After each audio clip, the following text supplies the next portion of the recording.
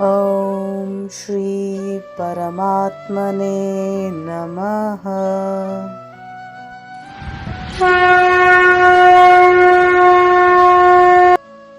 मैं श्रीमद् भगवत गीता हूँ।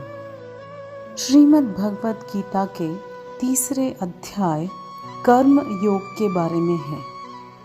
इसमें हम जानेंगे कि हम कर्म में अकर्म की अवस्था को कैसे और क्यों प्राप्त करते हैं। श्रीमद् भगवत गीता अध्याय 3 श्लोक 7। यस्त्विन्द्रियाणि मनसा नियम्यारभते अर्जुन कर्मेन्द्रियैः कर्मयोगम् असक्तः स विशिष्यते।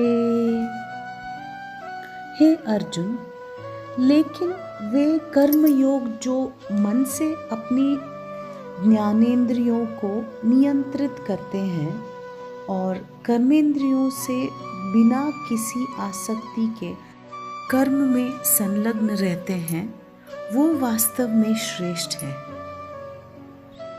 श्रीमद् भगवत गीता अध्याय 3 श्लोक 8। नियतं कुरु कर्म त्वं कर्म ज्यायो ह्यकर्मणः शरीरयात्रापि च तेन प्रसिद्धयेद कर्मणः। इसलिए तुम्हें निर्धारित वैदिक कर्म करने चाहिए, क्योंकि निष्क्रिय रहने से कर्म करना श्रेष्ठ है। कर्म का त्याग करने से तुम्हारे शरीर का भरण पोषण संभव नहीं होगा। श्रीमद् भगवत गीता अध्याय 3 श्लोक 9।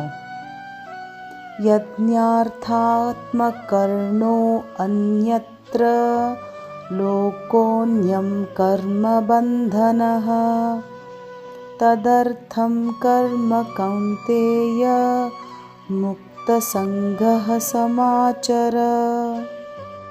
परमात्मा के लिए यज्ञ के रूप में कर्मों का निष्पादन करना चाहिए, अन्यथा कर्म इस भौतिक संसार में बंधन का कारण बनेंगे।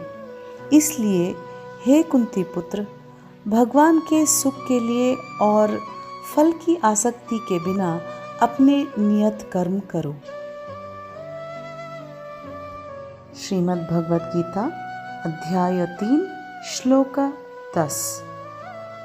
सह यज्ञाः प्रजाः सृष्ट्वा पुरोवाच प्रजापतिः अनेन प्रसविष्यध्वमेष वोस्त्विष्ट कामधुक्।